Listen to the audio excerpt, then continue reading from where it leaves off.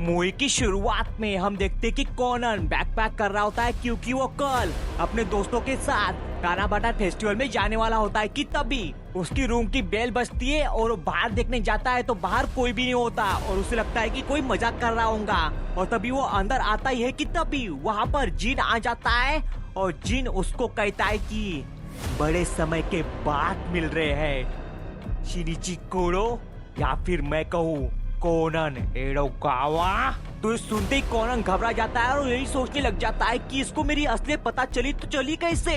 और तभी कोनन को रैन की आवाज सुनाई देती है और जीन अपने साथी वोल्का को कहता है कि उसको मार डालो और रैन दरवाजा खोलकर अंदर आती है कि तभी वोल्का उस पर गन चला देता है और तभी कोनन की नींद खुल जाती है और उसको पता चलता है कि वो सिर्फ एक सपना देख रहा था और उसकी जान में जान आती है और यहीं से मूवी स्टार्ट हो जाती है। इसके बाद हमें हमेशा की तरह डिटेक्टिव कोनन का इंट्रो दिखाया जाता है जहां पर डिटेक्टिव कोनन बता रहा होता है कि कैसे वो पहले शिनिची कोरो था और फिर उसका एनकाउंटर ब्लैक ऑर्गेनाइजेशन के मेंबर जिन के साथ हुआ और उसने उससे एक दवाई पिला दी जिसकी वजह से वो छोटा बन गया और रैंक के साथ कोनन एडोगावा बनकर रहने लग गया। और उसके बाद हमें ब्लैक ऑर्गेनाइजेशन के जितने मेंबर्स है उनकी इंफो दिखाई जाती है जिसमें से मेन होता है जिन, उसके बाद वेरमोथ और वोल्का, चियांती और लास्ट में कौन और एक और मेंबर होती है जिसका नाम शेरी होता है बट वो ऑर्गेनाइजेशन को धोखा देती है और जो दवाई कोनन को दी गई थी वो पी जाती है, उसकी तरह छोटी हो जाती है और कोनन के साथ रहने लग जाती है आई हाइबरा बनकर।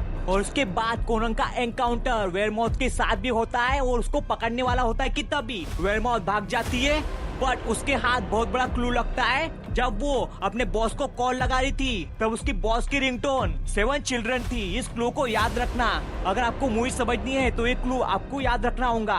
और इसी क्लू का यूज करके कोनन जिन को पकड़ने का प्लान बनाता है बट हाइबरा उसे ऐसा करने से रोकती है और कहती है कि ये बहुत बड़ा राज है जो पेंडोरा बॉक्स की तरह खुलना नहीं चाहिए, नहीं तो बहुत बड़ी तबाही हो जाएंगी। तो कोनन मान जाता है और यहीं पर इंट्रो खत्म हो जाता है। और इंट्रो खत्म होते कहता है कि भले ही मेरा शरीर छोटा हो लेकिन दिमाग बहुत बड़ा है और मैं कोनन एडोगावा कोई भी केस अनसॉल्व नहीं रखता। और उसके नेक्स्ट सीन में हम देखते हैं कि कोनन और उसके सभी दोस्त बीटर पकड़ने के लिए बेका फॉरेस्ट में जाते हैं और उनको वहाँ पर 2 लवर्स बीटर दिखते हैं और उनमें से एक के ऊपर वी शेप में ओपन लिखा होता है और उन सबको लगता है कि किसी का प्रैंक होगा। और 2 बीटर मेल और फीमेल होते हैं और आयुमी को लगता है कि वो दोनों लवर्स होंगे, इसलिए वो उन दोनों को हिकोबोशी और ओरिहिमे नाम देती है क्योंकि जापानीज माइथोलॉजी में वो 2 लवर्स थे। और एक और इम्पोर्टेंट बात, इन दोनों की लव स्टोरी समझ लो क्योंकि अगर आपने इन दोनों की लव स्टोरी समझ ली तो आपको ये पूरी फिल्म आसानी से समझ में आ जाएंगी, नहीं तो कुछ भी समझ नहीं आएगा, पहले बता दे रहा हूँ। तो लव स्टोरी ये है कि हिकोबोशी आसमान में चमकने वाले अल्टर स्टार को सिंबलाइज करता है और ओरिहिमे वेगा स्टार को। और माइथोलॉजी में ये दोनों लवर्स थे और सिर्फ तानाबाटा फेस्टिवल के दिन ही मिल सकते थे जो कि समर में आता है। तो उम्मीद करता हूँ आपको स्टोरी समझ में आ गई होगी। तो चलो अब वीडियो की ओर बढ़ते हैं। और उसके जस्ट बाद हम कानागावा और शिजुका के बीच जो टोल नाका है वहाँ का सीन देखते हैं। वहाँ पर एक कार आ जाती है, इसका ब्रेक फेल हो जाता है और वो कार टोल बूथ से टकरा जाती है और वहाँ पर टोल बूथ का कर्मचारी आ जाता है उसको बचाने के लिए बट वो आदमी अपनी आखिरी सांस ले रहा होता है और कुछ वर्ड बड़बड़ा रहा होता है जैसे कि तानाबाटा कियो और वो आदमी ये कहकर वहीं पर मर जाता है। और उसके पास से माजोंग टाइल मिलते हैं और इस माजोंग टाइल को याद रखना क्योंकि ये पूरी मूवी इस माजोंग टाइल के ऊपर ही रिवॉल्व करती है। इसके अगले दिन हम पुलिस हेडक्वार्टर का सीन देखते हैं जहाँ पर डिटेक्टिव मोरी, कोनन और रैन पुलिस हेडक्वार्टर में जाते हैं क्योंकि सुपरिटेंडेंट ने डिटेक्टिव मोरी को वहाँ पर बुलाया होता है क्योंकि वो केस सॉल्व करने के लिए उनकी मदद चाहते हैं। और कोनन अंदर नहीं जा सकता इसलिए वो मोरी के कोर्ट में ट्रांस रिसीवर लगा देता है ताकि वो उन सब की बातें सुन सके। और तभी वहाँ पर ऑफिसर साटो और ताकामी आ जाते हैं और उनको कल ओडोवारा सिटी में हुए मर्डर की इंफॉर्मेशन बताते हैं और ये भी बताते हैं कि उसके पास से हमें माजोंग टाइल मिली थी और उससे पहले जो 4 मर्डर टोक्यो, कानागावा, शिजुओका और नागानो में हुए थे उनके पास से भी हमें माजोंग टाइल मिली थी। और हमें लगता है कि इन 5 केसेस में माजोंग टाइल का कुछ ना कुछ कनेक्शन है। और उसके बाद वो तीनों कॉन्फ्रेंस रूम के लिए निकल जाते हैं और कॉन्फ्रेंस रूम में हमें कुछ नए कैरेक्टर्स को इंट्रोड्यूस किया जाता है जैसे कि साइतामा से आयामी और दूसरा नागानो से यामामोटो और सबसे लास्ट में सुपरिटेंडेंट मात्सुमोटो। और तभी वहाँ पर सुपरिटेंडेंट मात्सुमोटो आ जाते हैं और इन्वेस्टिगेशन स्टार्ट हो जाती है। और शिरातोरी उन सभी को 6 मर्डर्स की इंफॉर्मेशन बताता है, जिनमें से 5 को कातिल ने चाकू से और शॉटगन से मारा होता है। और उनके पास से हमें माजाउन टाइल मिली है, जिनमें से एक पूरी डार्क है और बाकी बचे 5 पर 7 मार्क है, जिनमें से कुछ डार्क ब्लैक है, कुछ लाइट ब्लैक है, कुछ रेड है। और उनके पीछे अल्फाबेट में वर्ड लिखे हुए हैं और उनके बीच में से एक लाइन खींची गई है। और पहले जिसका मर्डर हुआ था उसके टाइल के पीछे ए लिखा था, और दूसरा जिसका मर्डर हुआ था उसके टाइल के पीछे ई लिखा था, और तीसरे के ए और चौथे के एफ, और पांचवें टाइल के पीछे एच लिखा था। और छठवां मर्डर, जिसको मर्डर नहीं बल्कि एक्सीडेंट कह सकते, वो कल रियोजाकी का हुआ था और उसके टाइल के पीछे जेट लिखा था। और उसने मरने से पहले कहा था कि तानाबाटा कियो, और एक डाइम मैसेज था। और कातिल ने जितने भी लोगों को मारा है उन सब की कुछ न कुछ पर्सनल चीजें ली है।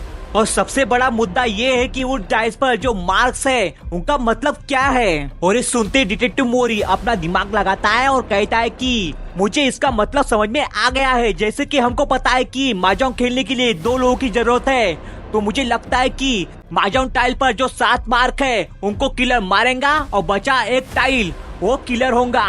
तो इस सुनते ही ताकागी पूछता है कि तो फिर रियोजाकी ने जो डाइम मैसेज छोड़ा था उसका क्या मतलब निकलता है। और आयामी पूछती है कि जो माजांग टाइल के पीछे अल्फाबेट लिखे उसका क्या मतलब हो सकता है।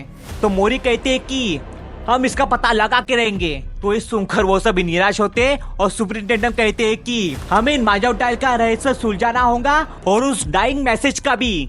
और हमें ये भी पता लगाना होगा कि जिन 6 लोगों का मर्डर हुआ है उनका आपस में कोई कनेक्शन था या फिर नहीं। इससे हमें किलर का मोटिव पता चल पाएगा। और यहीं पर सुपरिटेंडेंट मीटिंग खत्म कर देते हैं और वो सभी ऑफिसर्स बाहर निकल जाते हैं। और यामामुरा टॉयलेट से बाहर आता है तो वो 7 चिल्ड्रन गाना गा रहा होता है। और इस सुनते ही कॉनन उससे पूछता है कि ये गाना आपने कहाँ पे सुना। तो यामामुरा बताता है कि ये गाना मैंने एक ऑफिसर जो कि ग्लासेस पहने हुए था और वो एक बंदे को कॉल लगा रहा था, तब उसकी कॉल की रिंगटोन थी। तो कॉनन समझ जाता है कि वो जरूर ब्लैक ऑर्गेनाइजेशन का मेंबर होगा जो कि जिन को कॉल लगा रहा था। तो कॉनन बिना देरी किए उस ऑफिसर का पीछा करता है। तो वो ऑफिसर जिन की पोर्शे कार में बैठकर वहाँ से निकल जाता है। और अगेन कॉनन जिन को पकड़ने में नाकाम हो जाता है। और वो यही सोच रहा होता है कि ब्लैक ऑर्गेनाइजेशन का मेंबर पुलिस के कॉम्प्लेक्स रूम में क्या कर रहा था, आखिर इनका प्लान क्या है। और फिर रात को ये बात कॉनन डॉक्टर आगासा और हाइबरा को बताता है और ये भी बताता है कि वो भेष बदलकर जो ऑफिसर आया था मेरे ख्याल से वो वेयरमाउथ होंगी, क्योंकि वो भेष बदलने में माहिर है और उसने घुसपैठ करके सारी इंफो जिनको भेजी होंगी। मगर मुझे ये समझ नहीं आ रहा है कि इस केस में ब्लैक ऑर्गेनाइजेशन कर क्या रही है। अगर ब्लैक ऑर्गेनाइजेशन इस केस में शामिल है तो मुझे इस केस को पर्सनली हैंडल करना होगा। तो हाइबरा कहते हैं कि मेरे ख्याल से तुम ऐसा ना ही करो तो अच्छा होगा, क्योंकि मुझे लगता है कि वेयरमाउथ ने तुम्हारी असलियत जिनको बता दी होंगी। तो कॉनन को भी ऐसा ही लगता है। और तभी सीन चेंज हो जाता है और हम हेडक्वार्टर का सीन देखते हैं जहाँ पर एक अननोन आदमी कॉनन की इंफो निकाल रहा होता है।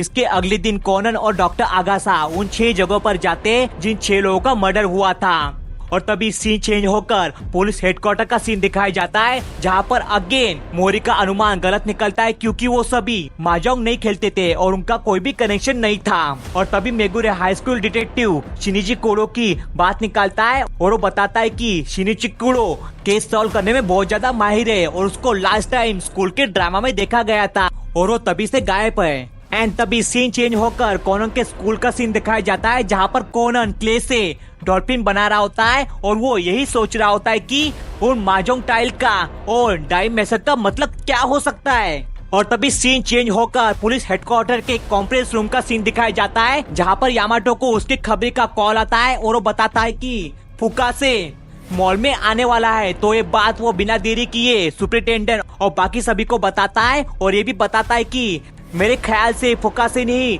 जिनो को मारा होगा, क्योंकि कुछ टाइम पहले फुकासे ट्रॉपिकल लैंड में गया था, तब वो स्मोकिंग कर रहा था तो उसे जिनो ने ऐसा करने से रोका था। तो इस बात पर उन दोनों में झड़प हो गई थी और मामला खून खराबे तक आ गया था। और मुझे ये भी पता चला है कि फुकासे की गर्लफ्रेंड रिजा वो भी मॉल में आने वाली है। तो ट्रॉपिकल लैंड सुनते ताकागी के दिमाग की बत्ती जलती है और वो अपना अनुमान उन सभी को बताता है बोर्ड पर लिखकर, और वो बताता है कि सबसे पहला खून जिनों का हुआ था उसको 1 पिन मान लेते और बाकी सबको 7 पिन।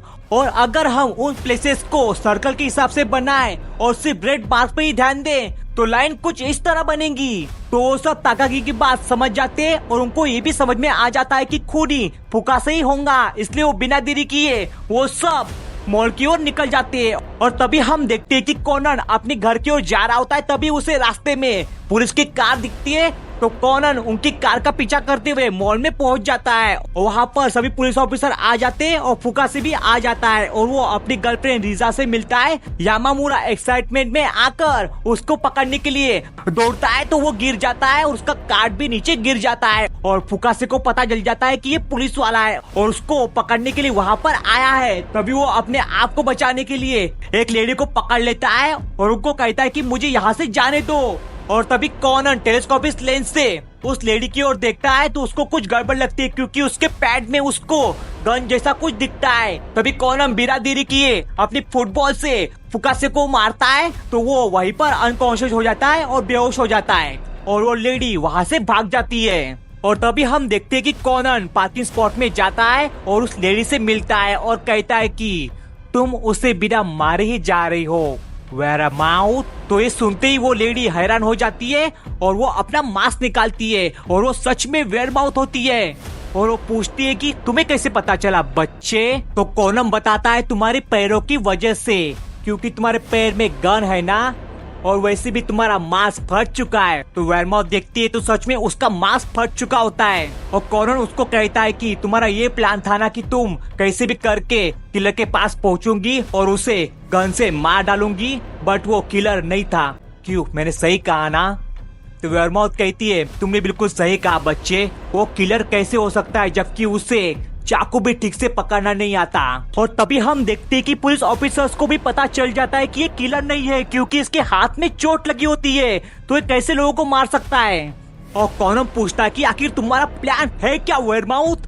तो वेयरमाउथ उसे एनओसी यानी कि नॉन ऑफिशियल कवर के बारे में बताती है और मेमोरी कार्ड के बारे में भी बताती है और वो कहती है कि हमारा प्लान उस किलर से मेमोरी कार्ड छीनने का है जिसमें हमारी ऑर्गेनाइजेशन की इंफो है। तो एनओसी सुनते कॉनन समझ जाता है कि इनके ही ऑर्गेनाइजेशन का आदमी पुलिस के बेस में कॉन्फ्रेंस रूम में उस दिन था। तो कॉनन उस आदमी का नाम पूछता है तो वेयरमाउथ बताती है कि आयरिश, और कहकर वो कॉनन को चकमा देकर वहाँ से भाग जाती है। एंड इसके बाद हम देखते हैं कि सुपरिटेंडेंट मेगरी को कॉल लगा के बताता है कि हमें पेंटर सुमिरी का कॉल आया था और वो बता रही थी कि उसे किलर के बारे में कुछ पता चला है, तुम जल्दी से किसी ऑफिसर को हाची ओची की तरफ भेजो। तो इस सुनते मेगुरे ऑफिसर साटो और ताकेगी को उधर भेज देते और ये बात जिन को भी पता चल जाती है तो वो अपने 2 चमचे चियांती और कॉन को उन दोनों का रास्ता रोकने के लिए वहाँ पर भेज देते और वो दोनों स्नाइपर ताकागी के कार के टायर पर गोली चलाकर उसको पंचर कर देते और वहाँ से भाग जाते। तो ऑफिसर साटो उन दोनों की कार को देख लेती है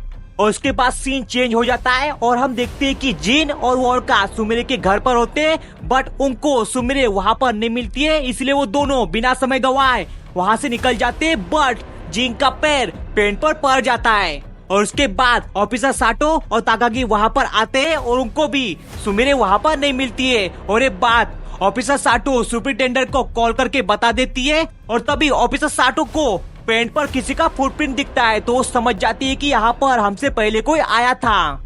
इसके बाद यूनिंग में हम देखते हैं कि डॉक्टर अगासा कॉनन को पिकअप कर लेते हैं और उनके साथ हाइबरा भी होती है और कॉनन उन दोनों को बताता है कि वेयरमाउथ ने मुझे कहा था कि आयरिश नाम का कोई बंदा भेस बदलकर पुलिस ऑफिसर के रूप में ऑफिसर्स के साथ काम कर रहा है, बट मुझे ये बात खाई जा रही है कि वेयरमाउथ को मेरी असली पता होते हुए भी उसने बात जिन को क्यों नहीं बताई।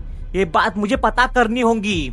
एंड इसके बाद हम मिडनाइट का सीन देखते हैं जहाँ पर एक आदमी टाइटन हाई स्कूल में जाता है। शिनिची ने डार्क नाइट का जो हेलमेट पहना हुआ था उसको चुरा लेता है और कॉनन का भी क्ले डॉल्फिन चुरा लेता है और उसके फिंगरप्रिंट निकालता है और उसके फिंगरप्रिंट पुलिस के डाटाबेस में डालता है और 98% मैच हो जाते हैं और आदमी समझ जाता है कि शिनिची कुडो ही कॉनन एडोगावा है और ये बात वो जिन को कॉल करके बताता है और यहीं पर सीन कट हो जाता है। और ये आदमी कौन है और उसने शिनिची की असलियत जिन को बताई है या फिर नहीं, ये आपको लास्ट में पता चल ही जाएगा। और उसके अगले दिन सुमिरी की लाश पुलिस ऑफिसर जुंको को कानागावा के आयसा सिटी में मिलती है और उसके पास से भी 7 पाइल की माजोन टाइल मिलती है और इस बार रेड कलर नीचे में होते हैं। और ये सब बात वो मोरी को फोन करके बताता है और कॉनन मोरी से ये बात पूछता है तो मोरी ये बात उसको बताता है। इसके बाद कॉनन अपने स्कूल में जाता है तो उसको पता चलता है कि किसी ने उसके डॉल्फिन का फिन चुरा लिया है और उसको वहाँ पर ग्लव्स के निशान मिलते हैं। तो ये देखकर कॉनन समझ जाता है कि ये किसी ब्लैक ऑर्गेनाइजेशन के मेंबर का ही काम हो सकता है। और दूसरी तरफ हम ब्रिज का सीन देखते हैं जहाँ पर कल ताकागी की कार पंचर हुई थी और वहाँ पर ऑफिसर साटो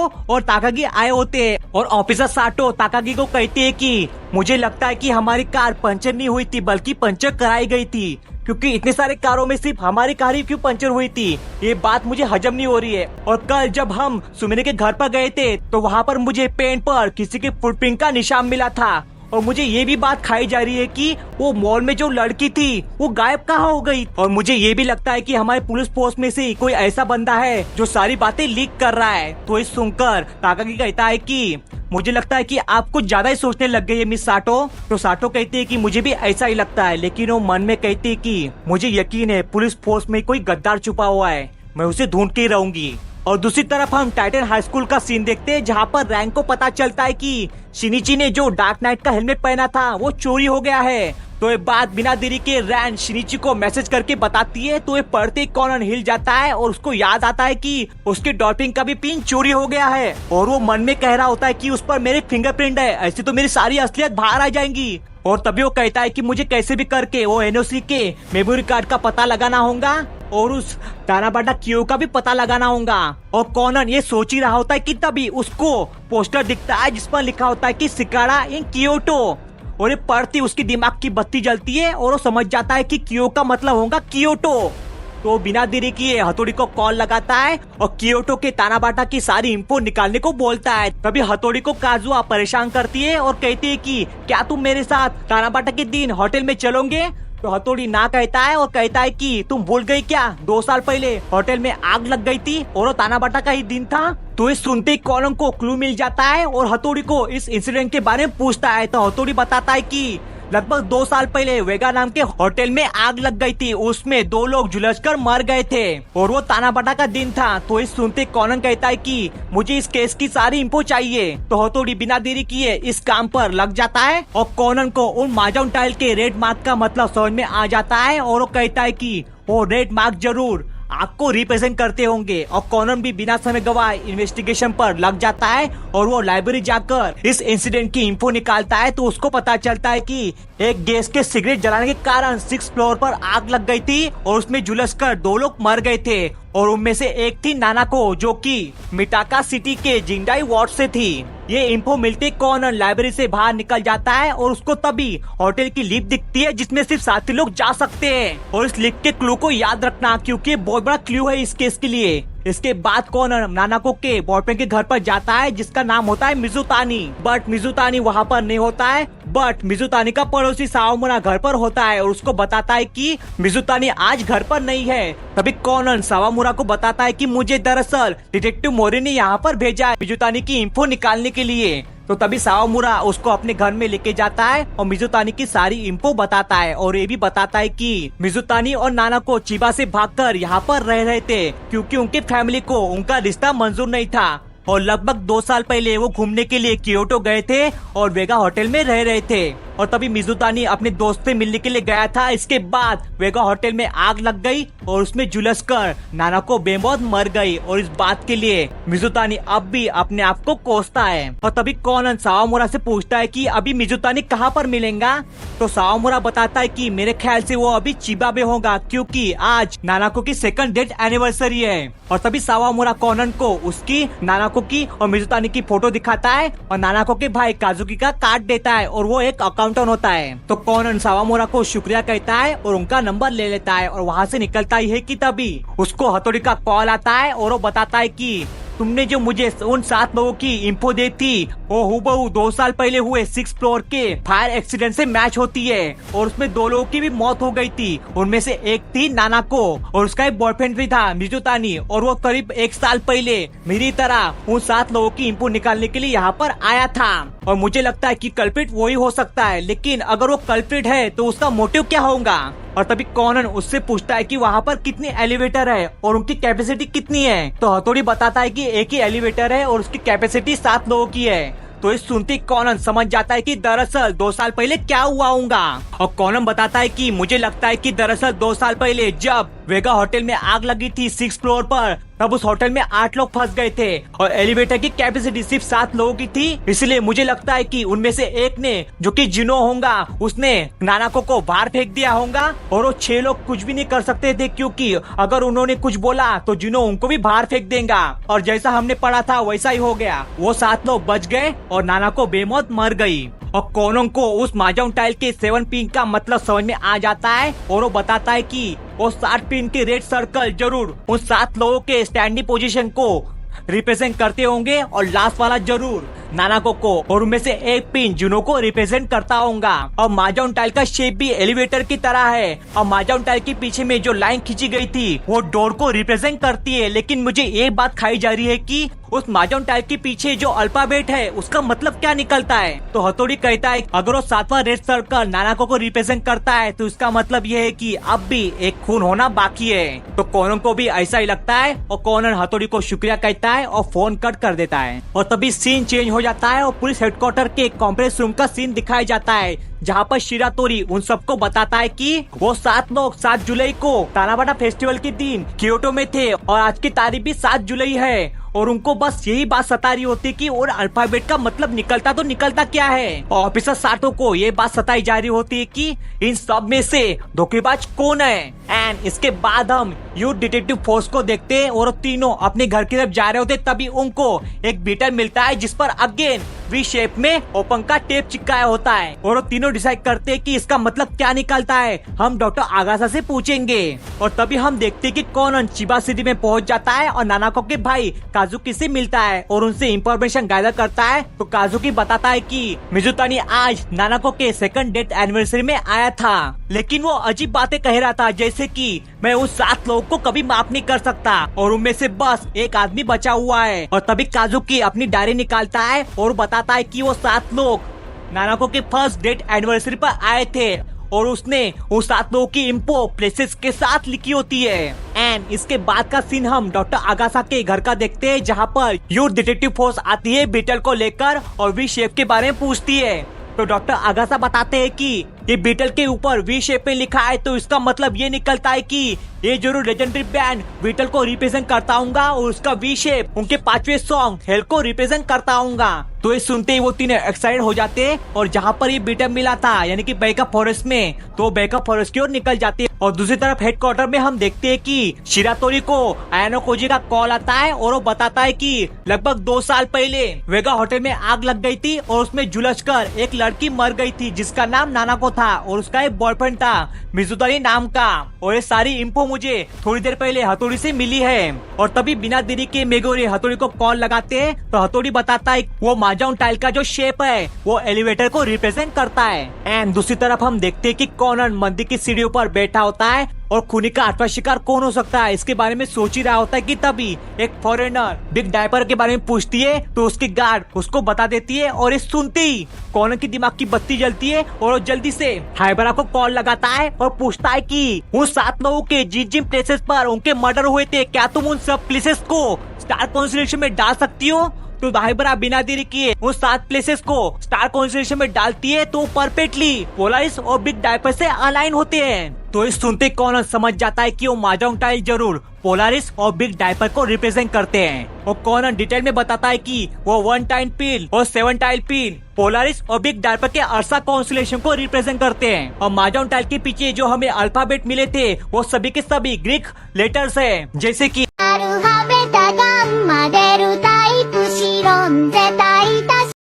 अल्फा, अल्फा, बेटा, गामा, डेल्टा, एपिसिलॉन, जेटा और एटा।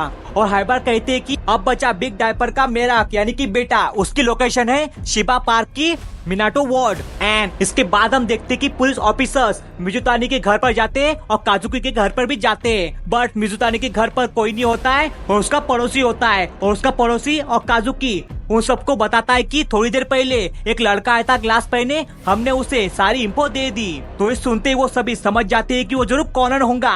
और तभी मेगुरे मोरी को कॉल लगाते हैं और पूछते हैं कि क्या आपने कॉनन को वहाँ पर भेजा था। तो मोरी साफ साफ मना कर देता है। तो मेगुरे को लगता है कि वो जरूर शिनिची कुरो होगा नहीं तो। और सुपरिटेंडेंट यही सोच रहे होते कि वो 8वां आदमी कौन होगा और उसको कहाँ पर मारा जाएगा। और तभी हम मिजुतानी को देखते हैं और वो 2 साल पहले हुए इंसिडेंट को याद करता है और इस बात से दुखी हो रहा होता है कि उस दिन वो नानाको को बचा नहीं पाया। और तभी हम देखते हैं कि यूथ डिटेक्टिव फोर्स बेका फॉरेस्ट में पहुंच जाते हैं। इसके बाद डॉक्टर आगासा को मित्सुहिको के मॉम का कॉल आता है और वो बताते हैं कि बच्चे अभी तक घर पर नहीं आए। तो ये सुनती हाइबरा समझ जाती है कि वो तीनों जरूर बेका फॉरेस्ट में गए होंगे। और उसके बाद रात हो जाती है और हम देखते हैं कि कॉनन मिनाटो वार्ड में पहुंच जाता है। सावामुरा को कॉल लगा के पूछता है कि मिजुतानी की कोई हॉबी थी क्या। तो सावामुरा हाँ कहता है और बताता है कि वो दोनों यहाँ पर इसलिए शिफ्ट हुए थे क्योंकि यहाँ से पोलारिस और बिग डायपर कॉन्स्टेलेशन बहुत ही अच्छी तरह से दिखता है। तो ये सुनते ही कॉनन समझ जाता है और उनको शुक्रिया कहता है और कॉल कर देता है। और कॉनन समझ जाता है कि मिजुतानी कहाँ पर मिलेगा जहाँ से स्टार कॉन्स्टेलेशन बहुत ही अच्छी तरह से दिखता है, और वो जगह है टोक्यो टावर। तो टोक्यो टावर की ओर निकल जाता है। तभी एक न्यूज चल रही होती है और वो उसमें कैप्चर हो जाता है और उस न्यूज को सोनोको देख लेती है और जाकर रेन को बताती है। और कॉनन रिसेप्शनिस्ट के पास अपना स्केटबोर्ड रख देता है और अंदर चला जाता है। और दूसरी तरफ हम देखते हैं कि मोरी यामामुरा स्टार कॉन्स्टेलेशन को देख रहे होते तभी उनकी दिमाग की बत्ती जलती है और वो हेडक्वार्टर फोन करके बताते हैं कि जिन जिन सिटी में मर्डर हुआ था उन सबकी पोजीशन पोलारिस और बिग डायपर से अलाइन है। तो इस सुनते साटो सावामुरा को कॉल लगाती है और वही सवाल पूछती है जो कॉनन ने पूछा था और सावामुरा वही जवाब देता है। तो इस सुनते आयामी उस बिग डायपर की लोकेशन को ट्रैक करती है। तो उसकी लोकेशन शिबा पार्क में निकलती है और ये बात वो सभी को बताती है। तो सभी के सभी बिना देरी किए मिजुतानी को पकड़ने के लिए शिबा पार्क की ओर निकल जाते हैं। और दूसरी तरफ बेका फॉरेस्ट में यूथ डिटेक्टिव फोर्स को एक अबैंडन घर दिखता है और तभी वहाँ पर डॉक्टर आगासा और हाइबरा आ जाते हैं और उन पांचों को उन घर के अंदर एक आदमी गन लेके खड़ा दिखता है। तो एक बार डॉक्टर आगासा बिना देरी किए ऑफिसर साटो को बताते हैं। तो ऑफिसर साटो मिजुतानी को पकड़ने की बजाय बेका फॉरेस्ट की ओर निकल जाती है। और तभी ऑफिसर्स को पता चलता है कि साटो और ताकामी दूसरी ओर निकल चुके हैं। तो सुपरिटेंडेंट डिसाइड करता है कि वो बिना साटो और ताकागी के ही मिजुतानी को पकड़ेंगे। और इधर हम टोक्यो टावर के अंदर देखते हैं कि मिजुतानी आसमान की ओर देख रहा होता है बट उसे पोलारिस और बिग डायपर स्टार नहीं दिखते क्योंकि आसमान में बादल होते हैं। और तभी वहाँ पर कॉनन आ जाता है और कॉनन कहता है कि डिटेक्टिव मोरी का असिस्टेंट हूँ और तुम्हें और नानाको को स्टार कॉन्स्टेलेशन देखना पसंद था ना। तो मिजुतानी हाँ कहता है। एंड दैट टाइम वो सभी के सभी ऑफिसर्स टोक्यो टावर की ओर पहुंच जाते हैं और रिसेप्शनिस्ट के जरिए पता चलता है कि मिजुतानी सबसे ऊपर के फ्लोर पर है। तो बिना समय गवाए उस ओर निकल जाते हैं। तभी बीच रास्ते में एक आदमी उन सबको मारकर बेहोश कर देता है और ये आदमी कौन है आपको आगे पता चल ही जाएगा। और तभी हम देखते हैं कि मिजुतानी वाइन पी रहा होता है और कॉनन उसको कहता है कि वाइन खत्म होने के बाद तुम सुसाइड करोगे ना क्योंकि वो 8वें आदमी तुम हो ना। तो इस सुनकर मिजुतानी शॉक होता है और कॉनन उसको कहता है कि तुम्हें इस बात का रिग्रेट है ना कि तुम नानाको को बचा नहीं पाए, इसीलिए तुम आत्महत्या करना चाहते हो ना। तो मिजुतानी हाँ कहता है लेकिन कॉनन उसको ऐसा करने से रोकता है और कहता है कि तुम खूनी नहीं हो है ना, तुमने उन 7 लोगों को नहीं मारा, उन 7 लोगों को उसने मारा है जो कि नानाको से तुमसे भी ज्यादा प्यार करता था और वो और कोई नहीं बल्कि नानाको का भाई काजुकी था। और एक कहते ही काजुकी वहाँ पर आ जाता है और काजुकी इस बात से हैरान होता है कि इस बच्चे को कैसे पता चला कि मैंने 7 लोगों को मारा था। तो कॉनन कहता है कि सिंपल सी बात है, अगर मैं खूनी होता तो मैं एक ऐसा बकरा ढूंढता जो मेरे खून का इल्जाम अपने सर पर ले ले।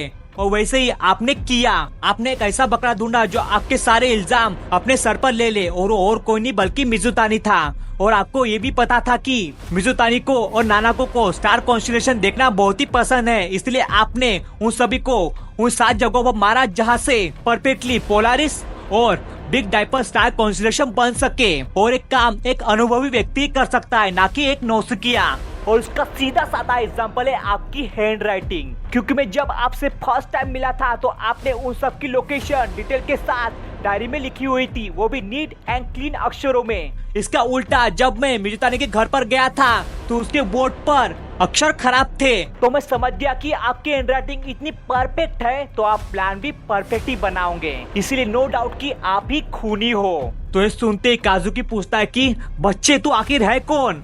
तो कोनन कहता है कि मैं हूँ कोनन एलोगावा, एक डिटेक्टिव। और तभी कोनन मिजुतानी से पूछता है कि नाना को कैसे मरी, ये स्टोरी तुम्हें पूरी काजुकी ने बताई थी ना, लेकिन तुम्हें एक बात नहीं बताई कि जब नाना को मरी थी तब उसके फर्स्ट डेट एनिवर्सरी पर वो 7 लोग भी आए थे, क्योंकि उनको रिग्रेट था कि उनकी जान के बदले में उसने अपनी जान दे दी। अगर ऐसा नहीं होता तो वो 7 लोग वहाँ पर नहीं आते, और नाना को ये नहीं चाहेंगे कि तुम अपनी जान देकर उसकी कुर्बानी को व्यर्थ जाने दो। तो इस सुनते ही मिजुतानी के दिल के अंदर नाना को ना बचाने का जो रिग्रेट था वो पूरी तरह से खत्म हो जाता है और वो अपना सुसाइड का प्लान कैंसिल कर देता है और काजुकी को वो सारी चीजें लौटा देता है जो उसने उस 7 लोगों को मार के हासिल की थी। और काजुकी सारी चीजें ले लेता है और कहता है कि मैंने तुम्हें वो स्टोरी इसीलिए सुनाई ताकि तेरा खून खोल सके और तू बदला लेने के लिए उन सबको मार सके, ताकि मेरा भी बदला पूरा हो जाए। लेकिन चूतिए तूने ऐसा कुछ नहीं किया और ये सारी तेरी गलती बच्चे। और एक कहकर वो कोनों को मारने के लिए उस पर अटैक करता है कि तभी सुपरिटेंडेंट आ जाते और उसके हाथ पर गोली मार देते और उसको मारकर बेहोश कर देते। और तभी कोनों को पता चल जाता है कि ये सुपरिटेंडेंट नहीं बल्कि ये उसका बहरूपिया है। तभी वो एनेस्टेशिया वॉच से सुपरिटेंडेंट पर अटैक करता है, बट वो सुई मिजुतानी को लग जाती है और वो वहीं पर बेहोश हो जाता है। और तभी कोनन सुपरिटेंडेंट को कहता है कि तुम वही बहरूपे आयरिश हो ना। और तभी सीन चेंज हो जाता है और हम देखते हैं कि साटो और ताकाकी डॉक्टर आगासा और आइबरा से मिलते हैं और डॉक्टर आगासा उन्हें उस घर में लेके जाते हैं और आइबरा कार में उनका इंतजार करती है। और दोनों घर के अंदर एंटर करती है, उनको दिखता है कि सुपरिटेंडेंट वहाँ पर बेहोश पड़ा है। तो ये देखकर साटो समझ जाती है कि मेरा शक सही निकला, जो हमारे साथ था वो नकली सुपरिटेंडेंट था, असली सुपरिटेंडेंट ये है। और एक बात वेयरमाउथ को भी पता चल जाती है कि हम एक्सपोज होने वाले हैं। तो एक बात वो बिना देरी किए जिन को बताती है और वहाँ से बाइक लेकर भाग जाती है और उसको भागते हुए हाइबरा देख लेती है और वो बहुत ज्यादा डर जाती है। और तभी हम देखते हैं कि रैन वो भी टोक्यो टावर में आ जाती है और कोनों को ढूंढने के लिए ऊपर चली जाती है। और तभी आयरिश काजुकी के सामानों में से मेमोरी कार्ड निकाल लेता है जिसमें ब्लैक ऑर्गेनाइजेशन की एनओसी की पूरी लिस्ट होती है। और आयरिश कोनन से पूछता है कि तुम्हें कैसे पता चला कि मैं ही आयरिश हूँ? तो कोनन कहता है कि कॉमन सेंस की बात है, क्योंकि अगर वेयरमाउथ सुपरिटेंडेंट के रूप में आती तो उसको प्रॉब्लम हो सकती थी, इसलिए उसने तुम्हें यहाँ पर भेजा सुपरिटेंडेंट के रूप में। तो इस सुनते आयरिश कहता है कि तुम तो बहुत ज्यादा शार्प माइंडेड हो शिनिची कुरो। तो इस सुनते कोनन हैरान हो जाता है, तो उसको समझ में आ जाता है कि ये वही होगा जिसने मेरा डॉल्फिन का मॉडल चुराया था और हेलमेट चुराया था, और उसको मेरी फिंगरप्रिंट के जरिए मेरी असलियत पता चली होगी। और तभी कोनन उससे पूछता है कि क्या तुमने मेरी असलियत जिन को बताई है? तो आयरिश ना कहता है और तभी वो फ्लैशबैक में जाता है जहाँ पर अगेन वही सीन जहाँ से कट हुआ था वो सीन देखते हैं। और वहाँ पर आयरिश जिन को बताता है कि क्या तुम शिनिची कुरो को जानते हो? तो जिन कहता है कि मैंने बहुत से लोगों को मारा है, इसलिए मुझे उसके बारे में कुछ भी याद नहीं है और मैं जानना भी नहीं चाहता। तो सुनते आयरिश उसको शिनिची की बात नहीं बताता है और शिनिची का राज ही रह जाता है। और तभी कोनन पूछता है कि क्यों, आखिर तुमने क्यों मेरी असलियत जिन को क्यों नहीं बताई? तो आयरिश कहता है कि कुछ साल पहले हमारे ऑर्गेनाइजेशन के कुछ मेंबर्स ने गलती की थी, तो जिन ने उनको हाइड्रो सिटी के होटल में मार डाला था और उनमें से एक मेरे डैड के समान था। तो हाइड्रो सिटी होटल सुनते ही कोनन को याद आता है कि वो पिस्को था। तो आयरिश कहता है कि तुम्हें तो सब कुछ पता है बच्चे। तो कोनन मन में सोचता है कि मुझे कैसे भी करके इसको हराना होगा और मेमोरी कार्ड छीनना होगा।